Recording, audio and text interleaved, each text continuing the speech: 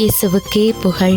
இயேசுவில் பிரியமானவர்களே, இன்று நம் ஆண்டவர் மத்தேயு 23 அதிகாரம் 27 இவ்வாறு நம்மோடு பேசுகின்றார்.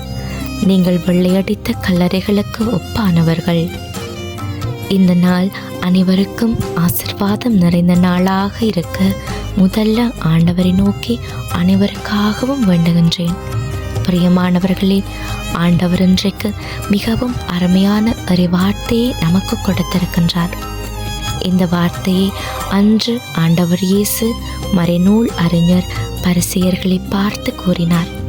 அவர்களுடைய வாழ்க்கை அந்த அளவிற்கு கேடுள்ளதாயும் மாசற்றதுமாயும் இருந்தது. இன்று எங்களிலும் பலருக்கு இந்த வார்த்தை பொருந்தும். நீங்களே ஆழமாக சிந்தித்து பாருங்க. இன்று நாங்கள் எந்தளவுக்கு உள்ளே ஒன்றும் வெளியே ஒன்றுமாக பேசி வாழ்ந்து கொண்டிருக்கின்றோம். இன்று எங்களிலும் பலர் வெள்ளையடித்த கல்லறைகளுக்கு ஒப்பாயிருக்கின்றோம். கல்லறை என்பது புறம்பே பார்ப்பதற்கு அழகாக தோன்றும். அவற்றின் உள்ளேயோ இறந்தவர்களின் எலும்புகளும் எல்லா வகையான அழுக்குகளும் நிறைந்து காணப்படும். அவ்வாறு தான் இன்று நாமும் வெளியிலே பார்ப்பதற்கு நல்லவர்களாக இருப்பது போல் இருக்கின்றோம்.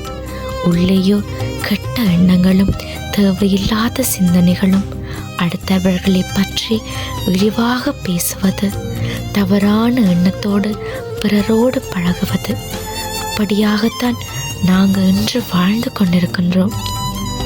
வெளி அலங்காரம் செய்து கொண்டால் மட்டும் போதாது, எங்களுடைய உள்ளமும் தூய்மையானதாக இருக்க வேண்டும். அடுத்தவர்களை குறை சொல்லி திருத்துவதற்கு பதிலாக முதல்ல எங்களை நாங்கள் சுத்தம் செய்து கொள்ள வேண்டும். ஆலயத்திற்கு போவது, ஜெபம் செய்கிறது, பைபிள் வாசிக்கிறது, காணிக்க கொடுக்கிறது, இப்படியாக நாங்கள் தூய்மையானவர்கள் என்று அர்த்தம் இல்லை. இதன் மூலமாக கிடைக்கும் நல்லவற்றை எங்களுடைய வாழ்வாக்கி வாழ வேண்டும். மற்றவர்களையும் அதன்படி வாழ அழைக்க வேண்டும். எனவே இன்று எங்களுடைய உள்ளத்தை சுத்தம் செய்து கொள்ளவும். இவ்வளவு காலமும் வெள்ளையடிக்கப்பட்ட கல்லறைகளாக அறியாமல் வாழ்ந்த வாழ்க்கைக்காக ஆண்டவரிடம் மன்னிப்பு வேண்டுவோம். ஆமேன்.